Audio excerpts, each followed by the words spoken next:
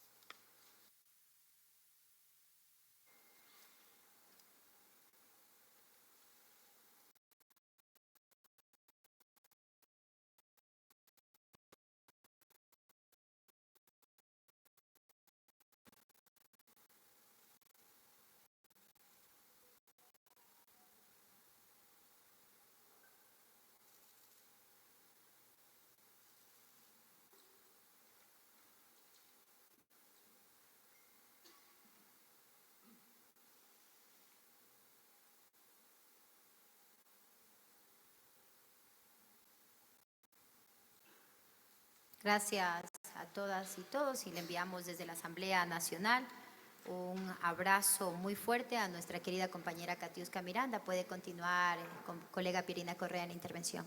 Gracias, señora Presidente. Por favor, solicito que disponga que a través de Secretaría se ponga en pantalla una presentación PowerPoint que he preparado para acompañarme en la presentación del informe que tuvimos a cargo por decisión del Pleno de la Asamblea Nacional, que ustedes han recibido y que, pues, como todos estarán al tanto, voy a hacerlo muy resumido en la parte más importante y pertinente. Autorizado, proceda. Por favor, TICS, proceder. Ismael, de 15 años. Josué, de 14. Saúl, 15 años. Steven, 11 años.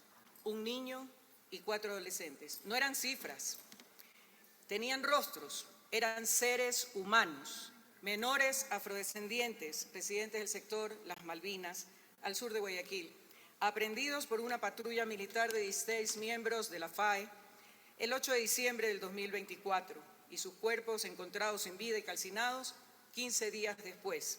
Este es el informe de su caso. Nos pidieron hacer un informe sobre el actuar de los funcionarios y las instituciones a cargo de este caso y hemos identificado patrones de conducta institucional, inobservancia de la obligatoriedad de garantizar los derechos humanos, amenaza a la independencia judicial, difusión de información revictimizante no objetiva ni contrastada o verificada relativa a la desaparición de los menores, falta de coordinación institucional, falencias identificadas en la etapa preprocesal del caso. Como patrones de conducta institucional de las comparecencias que tuvimos en la Asamblea dentro de este proceso, se nos informó de por lo menos 24 personas que se tienen registradas como desaparición forzosa en sus bases de datos por parte de la Defensoría de Derechos Humanos y de la Defensoría del Pueblo. La persona que estuvo aquí en comparecencia es quien está a cargo.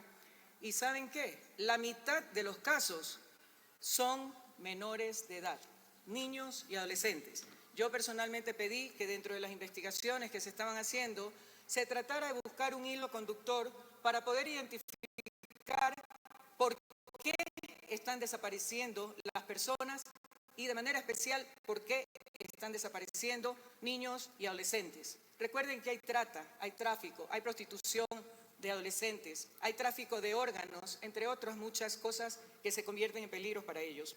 La Fiscalía General también tiene, siguiente lámina por favor, la Fiscalía, la otra, ahí, Fiscalía General del Estado tiene algunas noticias de delitos, más de 6.555, 20 noticias por delitos por ejecuciones extrajudiciales, 1.730 por delitos de secuestro, 25 noticias por delitos de desaparición forzada. No tienen disgregado por edad, por lo tanto no sabemos en este grupo cuántos niños y adolescentes hay, pero adicionalmente algunos de estos tipos de delitos podrían ser retipificados en función de cómo vayan las investigaciones, pero adicionalmente organismos institucionales internacionales como Human Rights Watch señalan 9 desapariciones forzadas en el 2024, 15 casos de ejecuciones extrajudiciales, más de 80 denuncias de tortura, más de 200 casos de extralimitación de la fuerza en el Ecuador. Por si acaso, los delitos que acabo de mencionar no solo están tipificados internamente, sino en el derecho internacional. Esta información da cuenta de patrones institucionales relacionados con graves violaciones de derechos humanos, evidenciándose con el aumento de casos de desapariciones forzadas, denuncias de torturas, tratos crueles, inhumanos y degradantes, número de personas desaparecidas no localizadas, en lo que no se conoce con exactitud el número de niñas, niños y adolescentes víctimas de estos crímenes. Siguiente, por favor. El otro punto, inobservancia de la obligatoriedad de garantizar los derechos humanos. Aquí podemos mencionar la Convención sobre los Derechos del Niño, la Constitución de la República, el Comité de los Derechos del Niño en la Observación General 14, la Corte Constitucional del Ecuador, que resalta, define y señala claramente que el interés superior del niño tiene que estar encima por sobre cualquier otra disposición en el marco jurídico nuestro. Tomen las instituciones públicas y privadas de bienestar social, los tribunales, las autoridades administrativas y los órganos legislativos.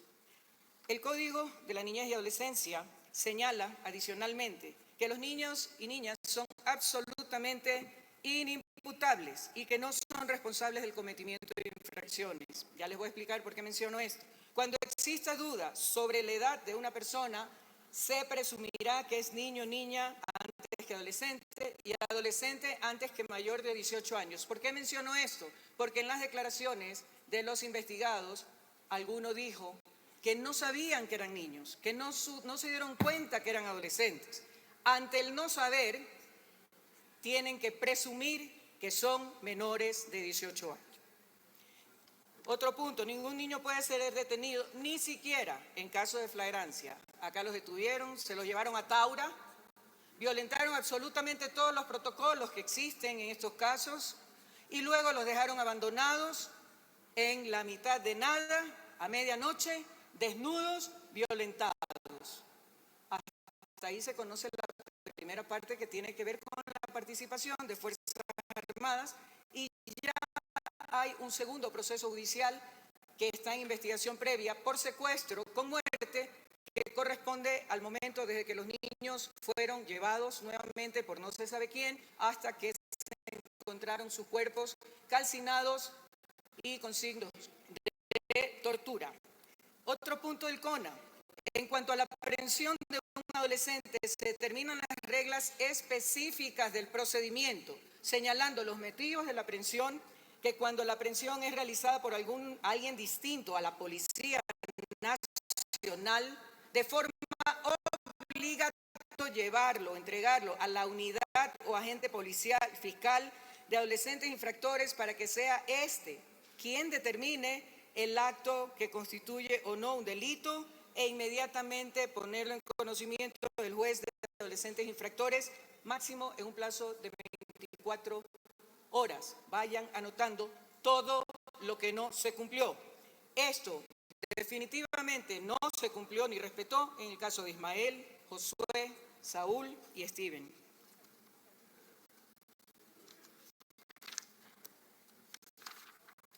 La inobservancia de esta normativa, ¿qué ocasionó? Ocasionó la desaparición forzada y posterior asesinato de los 4 menores aprehendidos. Esto pudo ser prevenido y evitado si la patrulla militar hubiese conocido y respetado los protocolos para proteger y garantizar el derecho a la vida y a la integridad de los niños. Conforme a lo dispuesto en el artículo 10, literal P de la Ley Orgánica de Defensa Nacional, es obligación y responsabilidad del Ministro de Defensa Nacional garantizar el respeto a los derechos humanos por parte de los miembros de las Fuerzas Armadas en el cumplimiento de su deber, con mayor razón cuando existe un decreto que declara la situación de guerra interna. Ahora, para observar el cumplimiento de dicha obligación, la comisión le preguntó al ministro qué capacitaciones habían hecho, cuántas, a quiénes, cuál era la planificación. Todas las respuestas recibidas fueron evasivas e incompletas.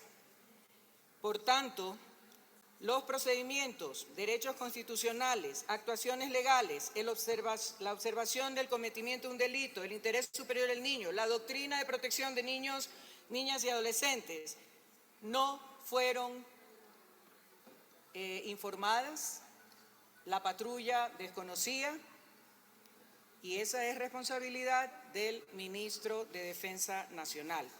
Las insuficientes respuestas generan dudas y muy serias sobre el conocimiento que tiene el personal de Fuerzas Armadas para asegurar el respeto a los derechos humanos conforme a la Ley Orgánica de Defensa Nacional. Y esto configura claramente el incumplimiento de lo determinado en el artículo 10, literal P, de la Ley Orgánica de Defensa Nacional por parte del ministro Giancarlo Lofredo. En el caso que se nos convoca, también se planteó por parte de la familia, acompañada de los representantes de derechos humanos, un pedido de habeas corpus. Finalmente, la jueza a cargo se pronunció declarando la desaparición forzada y entre las medidas de reparación dispuso que el señor ministro de Defensa Nacional, representante de las Fuerzas Armadas, hiciera una convocatoria pública, reconociera los hechos, pidiera disculpas. El ministro lo hizo, pero luego de hacerlo, amenazó directa, claramente a la jueza y le dijo que esto no se iba a quedar así, que no iban a poner a las Fuerzas Armadas de rodillas y que se iba a pedir que se sancionara su actuación. ¿Por qué? Porque no le dio el gusto. Hasta ahora están tratando de echar por tierra el reconocimiento de ese habeas corpus como desaparición forzada. Lo dicho por el ministro es definitivamente una amenaza abierta para la jueza constitucional que decidió el caso de habeas corpus, violentando el artículo 168, numeral 1 de la Constitución de la República, en concordancia con el artículo 8 y 123 del Código Orgánico de la Función Judicial.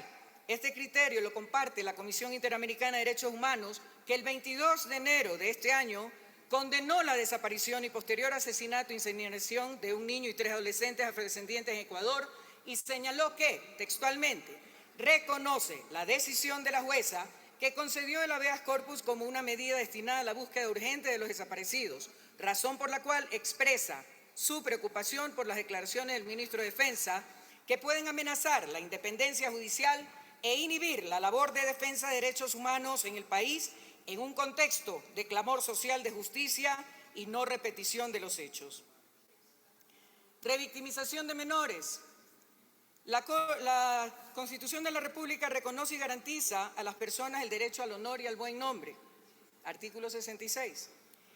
El CONA señala que los niños, niñas y adolescentes tienen derecho a que se respete su dignidad, autoestima, honra, reputación e imagen propia.